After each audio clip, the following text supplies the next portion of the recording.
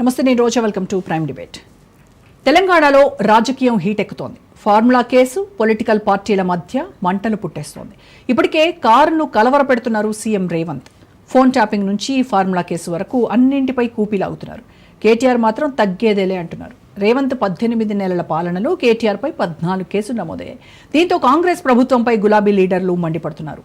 సర్కారు వారి కక్షపై ఇవాల్టి స్పెషల్ డిబేట్.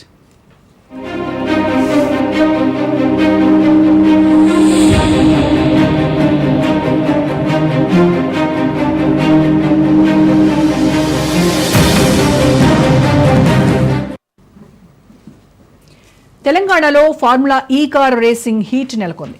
8 గంటల పాటు మాజీ మంత్రి కేటీఆర్ విచారణ కొనసాగింది. ఫార్ములా ఈ కార్ రేసులో ప్రశ్నల వర్షం కురిపించారు అధికారులు.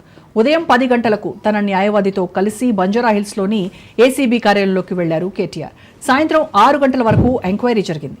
ACB DG Vijay Kumar, director Tarun Joshi, DSP Majid Khan, Ritiraj ఆయన్ను ప్రశ్నించారు. కేటీఆర్ సెల్ ఫోన్ను సీజ్ చేసేందుకు ఏసీబీ అధికారులు ప్రయత్నించారు. అయితే ఇవాళ విచారణకు సెల్ ఫోన్ తీసుకురాలేదని కేటీఆర్ చెప్పినట్టు సమాచారం. ఈ రేస్ సమయంలో వాడిన సెల్ ఫోన్లను అప్పగించాలని కేటీఆర్ను అధికారులు ఆదేశించారు. జూన్ 18 లోపు సెల్ ఫోన్లను అప్పగించాలని స్పష్టం చేశారు.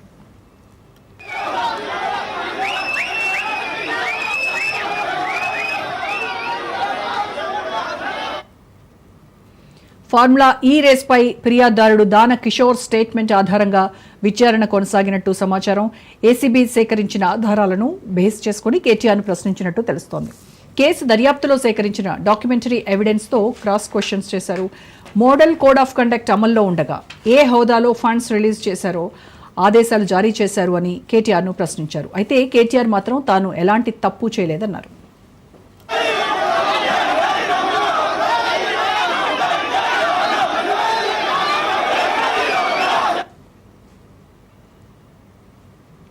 ఫార్ములా ఈ కార్ రేస్ కంపెనీ చెప్పిన వివరాలు, హెచ్ఎండిఏ మాజీ డైరెక్టర్ అరవింద్ కుమార్ స్టేట్మెంట్ ఆధారంగా కేటీఆర్ను ప్రశ్నించారు ఏసీబీ అధికారులు.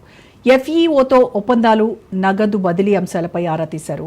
కేబినెట్ అనుమతి లేకుండా డబ్బులు తరలింపుతో పాటు ఇప్పటికే ఏసీబీ సేకరించిన పత్రాలను ముందుంచి ఏసీబీ ప్రశ్నించినట్టు సమాచారం. ఎఫ్ఈఓ కంపెనీ ప్రతినిధులు ఇచ్చిన స్టేట్మెంట్ ఆధారంగా ప్రశ్నలు అడిగారు ఏసీబీ ఆఫీసర్లు.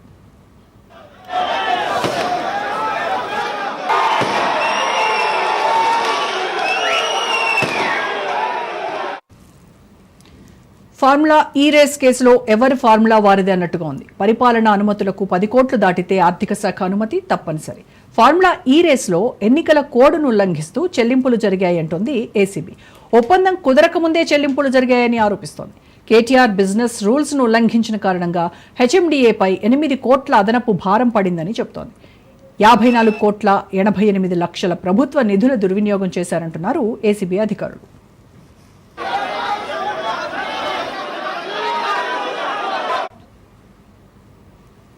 గ్రీన్కో, హెచ్ఎండిఏలతో నిర్వహణ సంస్థ ఒప్పందం జరిగిందన్నారు.